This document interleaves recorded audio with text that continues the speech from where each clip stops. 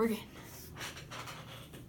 So Katie has cerebral palsy, and she had the portion of her brain that was affected is the portion that affects her processing skills. So it's like, for example, when she was young, she might put on her shoes and then wonder why she couldn't get her jeans on. Something like that. Or if there was a fire in the house, she might know that she should call 911, but then she might not think to the next step to run out of the house, or, that kind of thing. So when she came to us, she was in 4th grade, and she was significantly behind academically without her processing issues. So that just made it a lot more difficult for her to catch up.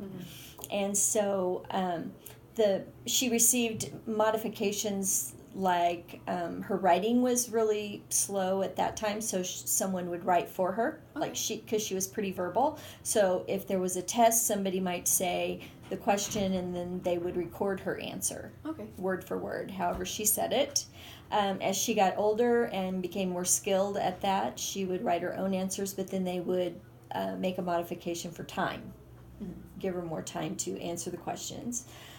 She struggled, when she was younger, she struggled most with remembering a task, and that's still what she struggles most with today. If you say, please take the trash out, or empty the trash, take it to the garage, and then put a new bag in the trash can. So she will remember the first skill, and this has not changed at all in 14 years.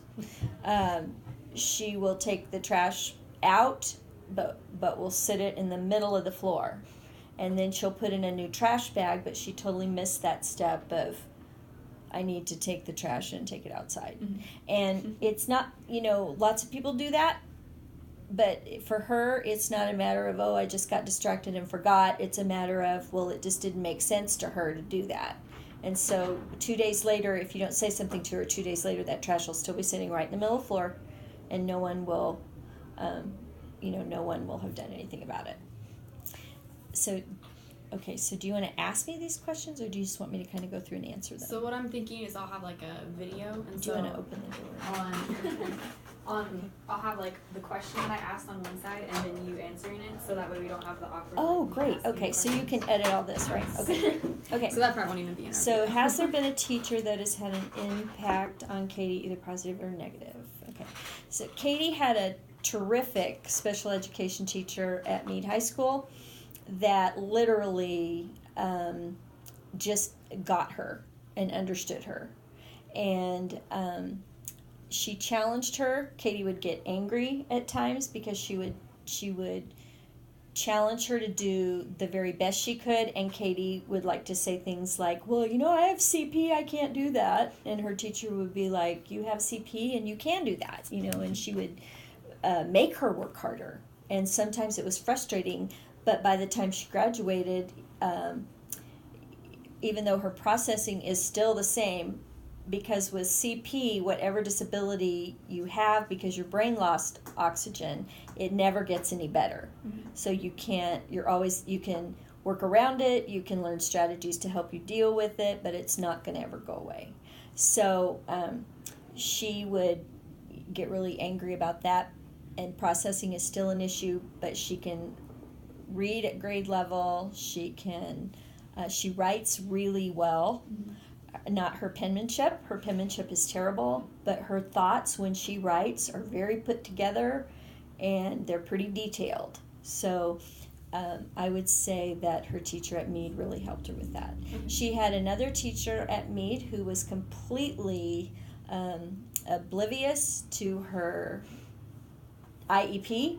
I mean, it was there and it was in her file, and she was very... I don't want to say that she called Katie out a lot because she wasn't doing the right thing, but she was pretty dismissive of the fact that she needed some accommodations. And so even though it was written there, so I would say for educators, especially in a general education classroom, you don't want to ever just ignore it and pretend it will go away, because it's not going to go away. And so that's when the parents have to get really proactive and be an advocate for the kid. And at times the schools are really great about that, and other times they would just as soon you not have to get proactive. So that would be her I think that would pretty well sum up kind of her educational experience. She was fortunate to have the same group of teachers most of the time. Oh, that's good. So that helps. We talk about that a lot, about the IEPs and how it's like a legal contract you have to follow. Yeah. And so And sometimes, it takes a parent to go in and say, okay, I see that you're not following this portion of the IEP. And most of the time the teacher will say, you're right, and I just didn't even really realize I wasn't doing that. So it's not normally I'm ignoring it on purpose, but sometimes the parent, so be nice to the parents. Yes.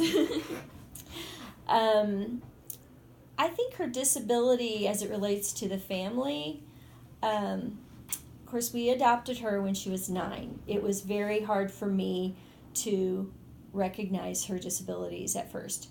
I just felt like if I say it enough times and make her practice enough times, she can do it. And there were things that she did not do at 9. She wouldn't go up the stairs by herself because she wanted somebody to carry her. And that never happened. I mean, I said, well, you can figure out how to get up the stairs. Because there was no real physical ailment. I think she was slow. And so in her foster care homes, it was simpler to carry her up the stairs than wait for her. Mm-hmm. And so we always just made her do it. So we were really disciplined in that way, that we weren't going to let her be more disabled than she needed to be. Mm-hmm. And that was hard at first. Because you tend to go either way. You either want to help them too much, or you get frustrated that they can't do something they should be able to do. Mm-hmm. And so that was a learning process for our whole family. The other 2 younger kids would do everything for her. Tie her shoes, zip her coat, and I would be like, if you're going to wear a coat, you're going to zip it. If you're going to wear shoes that tie, you're going to learn how to tie them. And she did. I mean, Katie pretty well. Mm-hmm. She's a pretty motivated kid if there's something she wants to do. Mm-hmm. She's not very technical, but yet when we got her a cell phone, somehow she figured out how that thing worked and how to use it. So I would say that our family both is extra helpful to her at times, a little more gracious maybe, but other times we really push her. Good. That kind of answered 2 of them, really, I guess. Yeah. Okay, so has your family received social support groups, resources, and counseling? Okay, let me think about that. That's one of the things in the book that I was going to try to hit, if you have. And if not, it's fine. In what book? In our textbook. Oh, okay. Yeah. I'm just thinking for a minute, because I'm sure we did when they were littler. Okay, Katie received occupational therapy, mm-hmm. and she received physical therapy when she was younger, and those were both through the school, but she qualified because she was adopted. She also qualified for things outside of the school, and so we did have an occupational therapist that came to our house for a while to help with her handwriting. We did not really have a support group that was related to social services or at all, but we did use lots of resources from there mm-hmm. at various times, like getting names. They were more of a referral group for us. Mm-hmm. If we needed something, we would call, figure out how to get it, where to go to get it. That actually really differs from state to state. In Colorado, it was very difficult to find those resources and difficult to access. Our experience in Washington has been that it is much easier to access them, and they are much more forward about letting the schools know, and the schools will pass you off many times to some of those groups. She was able to take a college class mm-hmm. based on one of those programs. Mm-hmm. That was thrilling for her. She learned how to get on a bus, ride the bus to the school, take the class, and ride the bus back. And I, thinking of Katie out in the world trying to get on a bus and get somewhere was frightening. It was scary to me. I wanted to follow her. But she, the teachers did it with them for 2 weeks, and then they were on their own. She did really well. but that was something we would not have had access to without a social support group. Overall, have you been satisfied with the teachers? I would say with her special education teachers, there was a lot of probably over communication in that you never lacked for information. Mm-hmm. I would say in her regular classroom, general education classroom experiences, that it was harder to get information. If you're not really careful, special education students tend to be one of two ways. They're either disruptive and demand attention, or they tend to just be quiet and they don't want to draw any attention to themselves. Katie was one of those. Mm-hmm.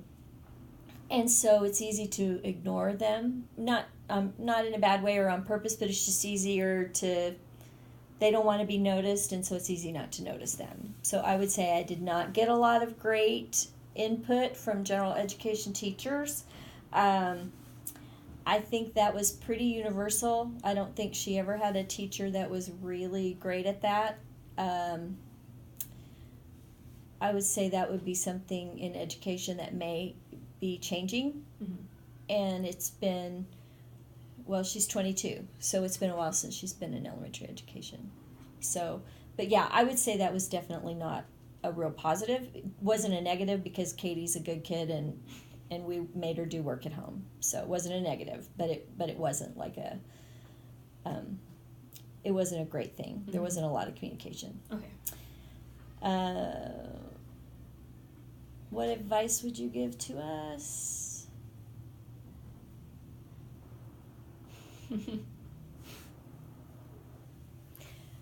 Special education kids want to be treated like everyone else. They sense that they are like everyone else. Katie doesn't really often know that she's not doing what other people are. Now that she's older, she is more aware that kids her age are in college and that she's not.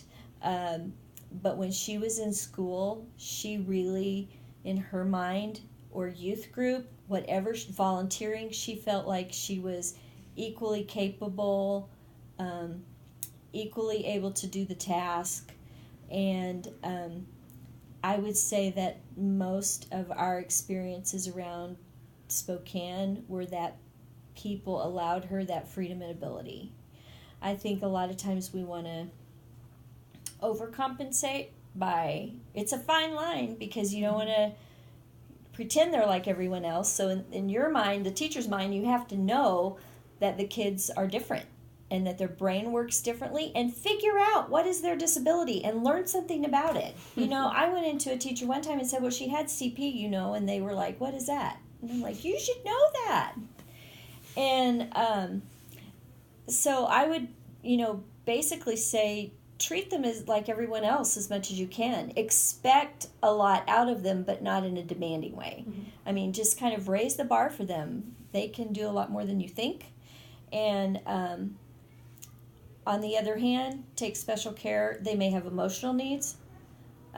Katie's easily frustrated, so she would, be writing was hard for her, so she would write and then she would just scribble her paper when she was younger because she was frustrated that she couldn't finish it. Mm-hmm. So give them another one and say, try again, but maybe only make them write this much instead of this much. Mm-hmm.